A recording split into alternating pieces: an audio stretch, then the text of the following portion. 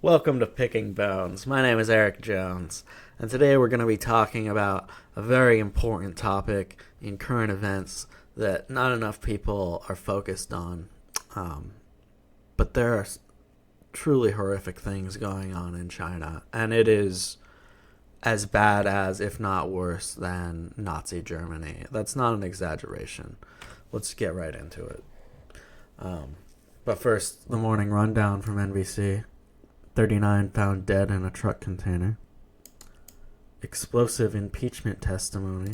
Oh, didn't mean to click that. And the Nats take game one. Oh, wow. Wow, that just makes up for everything else, doesn't it? Wow, the Nats take game one. Very exciting. Who cares? Oh, man. So today we're focused on Chinese organ harvesting, though. My, why is that yellow? Whatever. The organs of members of marginalized groups detained in Chinese prison camps are being forcefully harvested, sometimes with patients still alive. Some more than 1.5 million Chinese detainees in prison camps are being killed for their organs to serve a booming transplant trade that is worth some $1 billion a year. Forced organ harvesting has been committed for years throughout China on a significant scale. And indeed, that's true. This has been going on for decades. Mass human organ harvesting. Falun Gong practitioners have been one and probably the main source of organ supply, the judgment read, while concerted persecution and medical testing of the Uyghurs is more recent. So the Muslim Uyghur population is what we've been seeing a lot of the more recent persecution going on in China. It warned, however, that the scale of medical testing of Uyghur Muslims meant that they could end up being used as an organ bank. Allegations of forced organ harvesting came to light first in 2001. Chinese websites advertised organs for sale available to book in advance, suggesting that the victims were killed on demand. So they create these databases of populations that they deem undesirable, and they test them for their blood type and other factors that they might need medically to determine a viable match. And if someone needs an organ, they'll just go murder someone. They'll just go murder someone and take it from them, from these populations. That's how they do it in China. On Monday, the tribunal concluded that there was numerical evidence of the impossibility of there being anything like sufficient eligible donors. The tribunal added that witnesses, experts, and investigators had told of how Falun Gong practitioners continued to be killed in order for their organs to be extracted. It added that forced organ harvesting was also being performed while victims were still alive, killing the person in the process.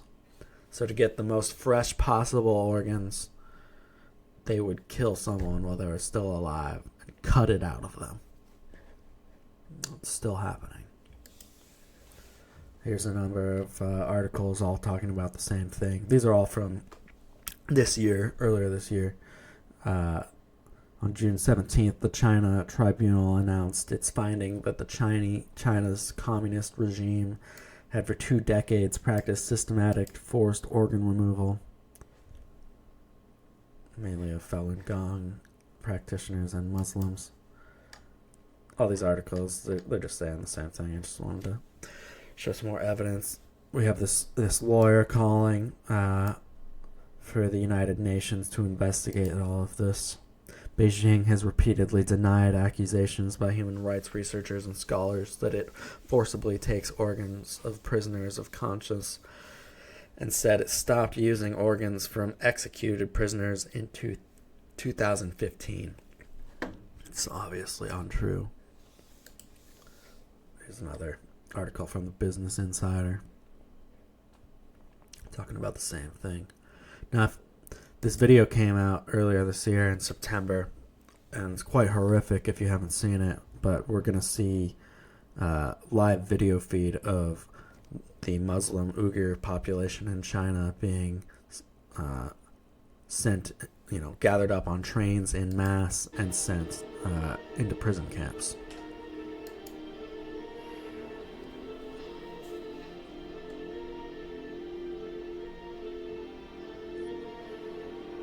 Just like the Nazis did with the Jews in Germany, they transported them in mass on trains to these prison camps.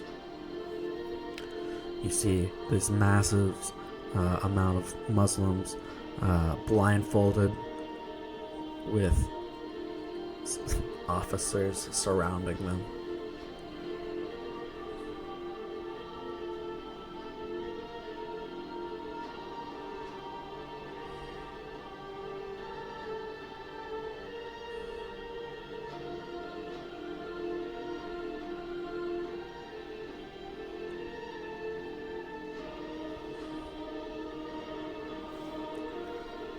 And then at the end of the video, we see them brought into the prison camp, into the gated facility.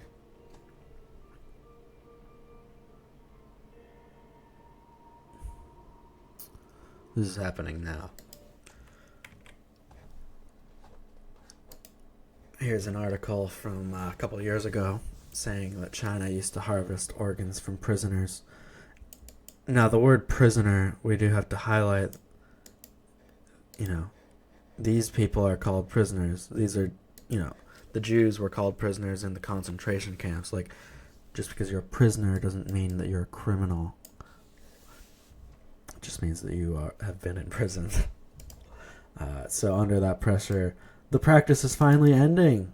Oh, wow. Wow, Washington Post. That's so wonderful. It's ending. Oh, wait, 2 years ago? It's not ending, is it? Wow. Okay. But I had brought up this article actually to point out, because I want to talk more about the databasing system. And this one's just talking about a voluntary database system with 230,000 people who have, joined a voluntary database. But that's not what's really going on here. We have an involuntary database system of live patients. And it's connected to none other than Jeffrey Epstein. Because this, we talk a bit about this in my video on Black Cube and Israeli intelligence. Well, it's important to highlight it again here. The Chinese connection between Carbine. So Carbine is this system that can be used for mass surveillance, essentially. And it has old ties to the Promise system, it seems. This is kind of a newer version that does similar things and more. So operating beyond any nation's complete oversight, Carbine had no restrictions to transfer technology to autocratic leaders that regularly violate human rights. Carbine's technology is speculated to have been transferred to China through the co-founder Lital Lashem, who is a shareholder at Carbine. She works with Eric Prince. That's the Eric Prince of the group formerly known as Blackwater.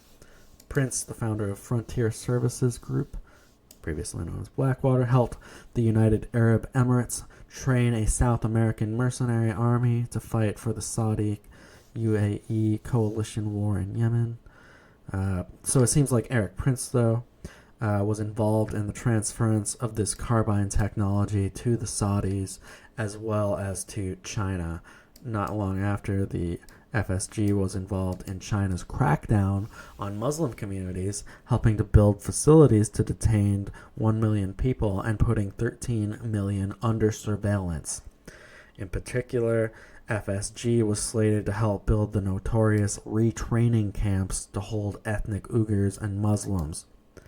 Human Rights Watch revealed that Chinese authorities began to use an application much like Carbine to surveil Uyghurs. Carbine's first 911 surveillance contract was installed in Fayette County in the U.S. state of Georgia in 2018. The same time China's nearly identical mass surveillance system was launched.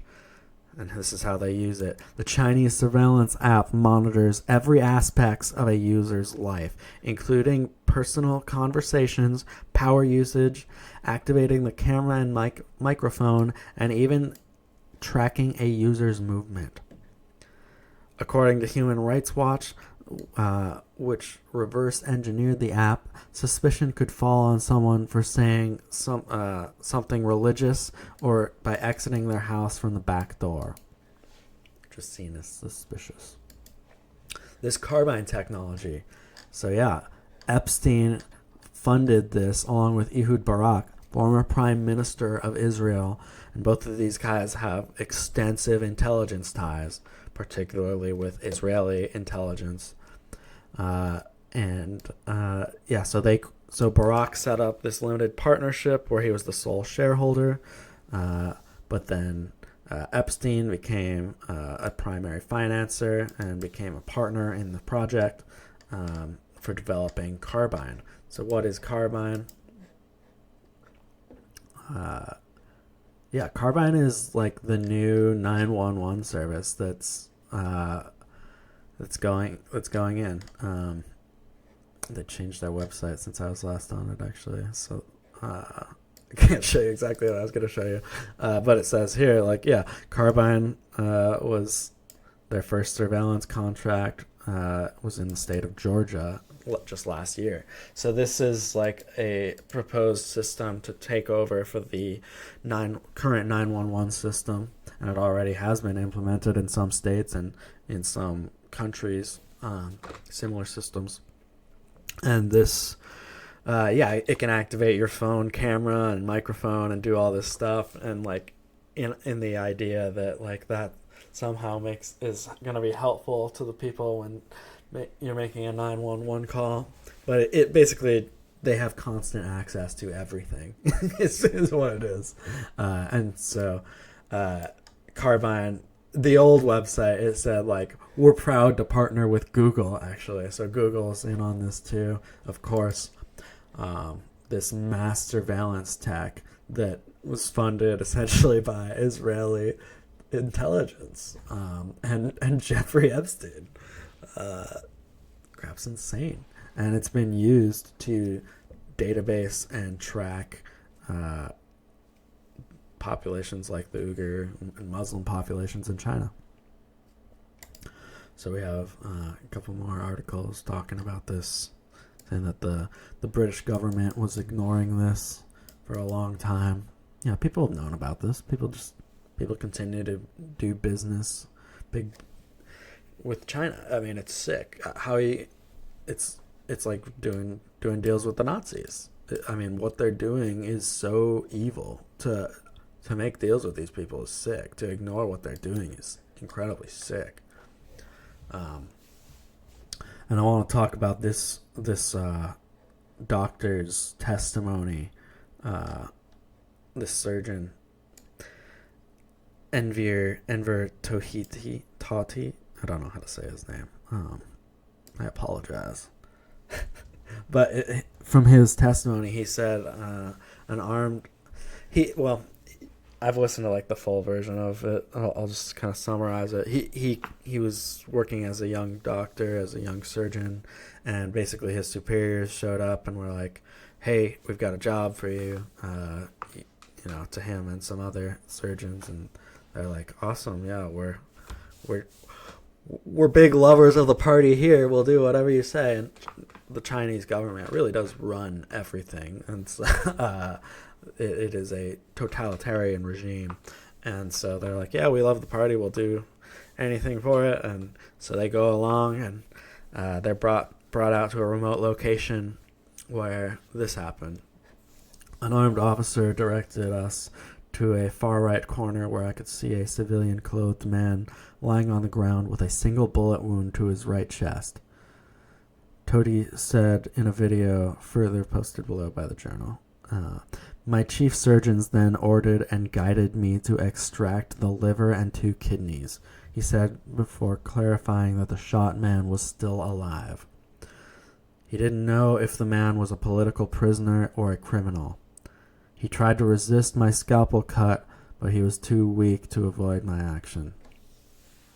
So this man testifies of doing what we've been talking about, of harvesting organs from live victims. He says, but he's, coming out trying to tell people about this now. So he says, we suspect the Chinese Communist Party is building a national organ database. RFA reported in May this year that 90% of Xinjiang's 17.5 million residents were given mandatory health examinations that included DNA collection. 17.5 million people.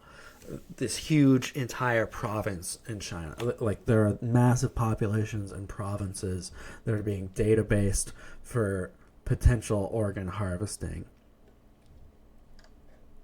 The main target for organ harvesting, the report said, is Chinese who practice Falun Gong. To a lesser extent, Uyghurs, Tibetans, and select house Christians have been killed in order to obtain organs for transplants. It's horrible stuff going on. Horrible stuff going on in China. Now, the reason I decided to make this video to cover this topic was actually my friend brought up this Bodies, the exhibition. And it's this exhibit where they show live dissected bodies and body parts, and they're going all over, America and showing off these bodies. But where did they get these bodies? What's the deal with this? What's going on with this exhibit? It says this exhibit displays human remains of Chinese citizens or residents which were originally received by the Chinese Bureau of Police. The Chinese Bureau of Police may receive bodies from Chinese prisons. Premier cannot independently verify that the human remains you are viewing are not those of persons who are incarcerated in Chinese prisons. Remember what kind of people go to Chinese prisons? It's not just criminals. We've got these other populations. This exhibit displays full body cadavers as well as human body parts, organs, fetuses, and embryos that come from cadavers of Chinese citizens or residents.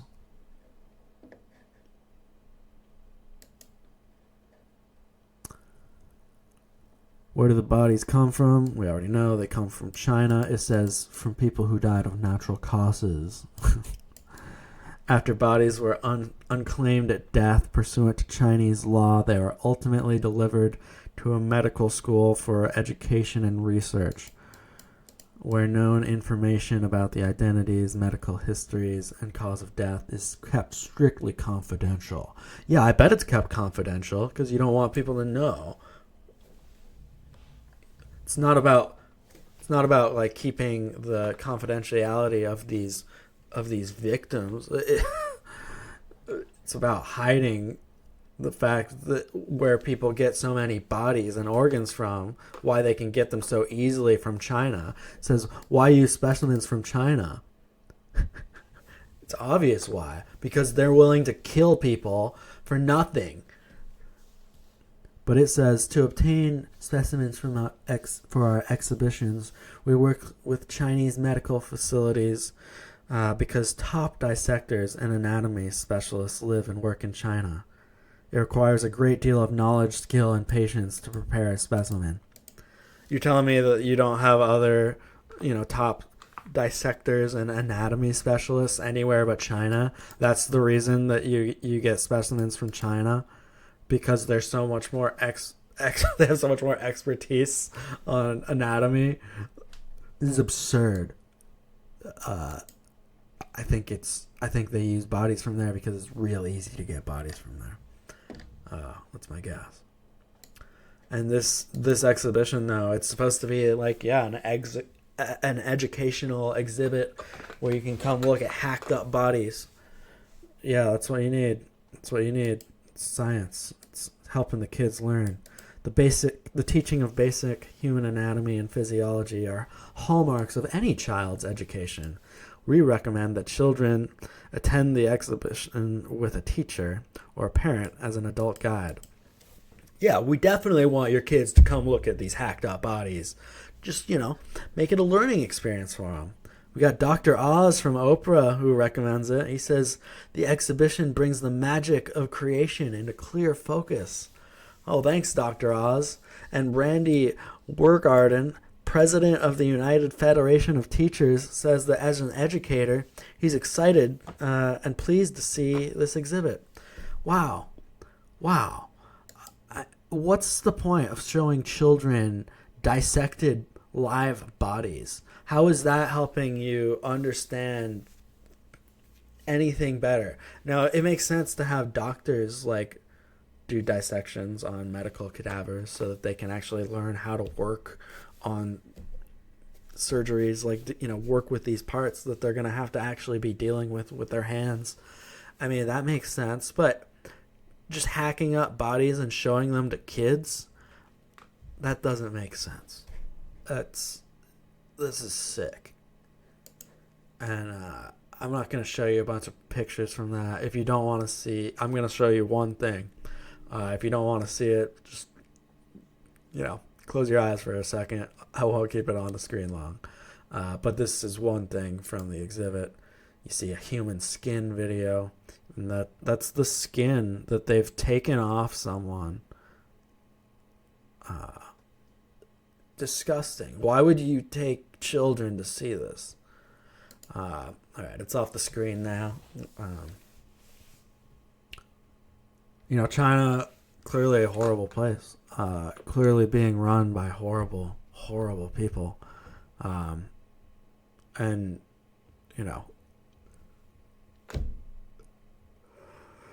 give them your prayers. Give them, send money to organizations that are actually doing effective work, to combat this type of stuff.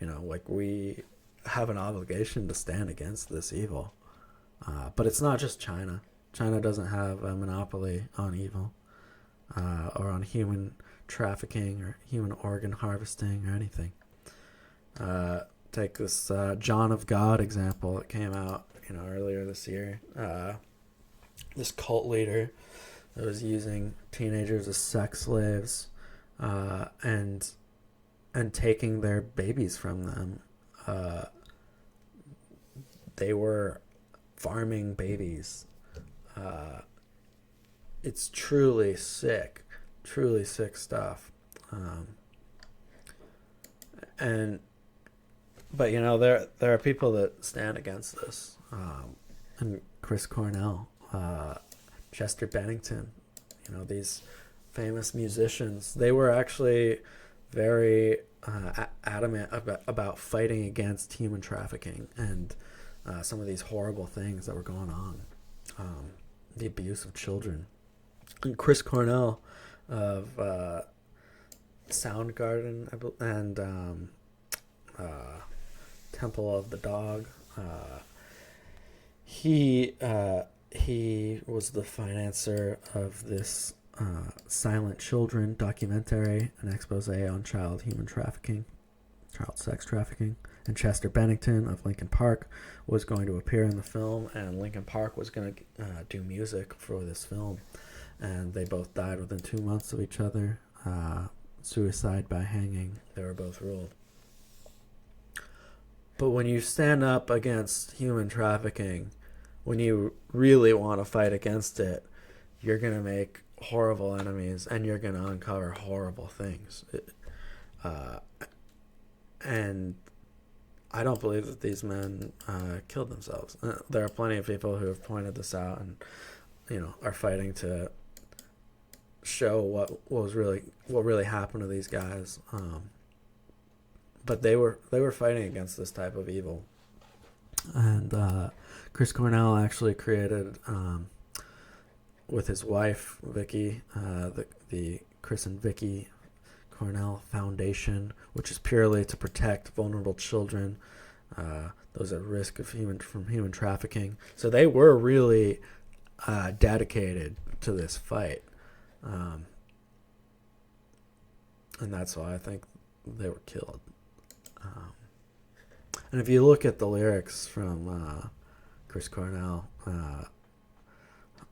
the song "Hunger Strike," he says, "And they're farming babies, the slaves are all working." Farming babies, he says. Like, he was talking about some heavy stuff in his songs, and he says, "I don't mind stealing bread from the mouths of decadence, but I can't feed on the powerless when my cup's already overfilled." And I think he really felt a guilt for like how much he had, and that's what this song seems to be about. It's like there's horrible things going on out there. Like, they're farming babies. There's people still enslaved, and like, my cup's overfilled. Like, I have so much, and he did, and we have an obligation when we have a lot. When we're in a position to speak out against things, or maybe to give money to causes, or to actively get in the fight. If you're a lawyer, or we all have different strengths and different things that we can do better than others, but we can all stand up in the fight for what is right and in exposing evil. And so I recommend you go listen to this song. I will. It's "Hunger Strike" by Temple of the Dog. You've probably heard it before, but maybe not. But go give it a listen, and just remember these guys, and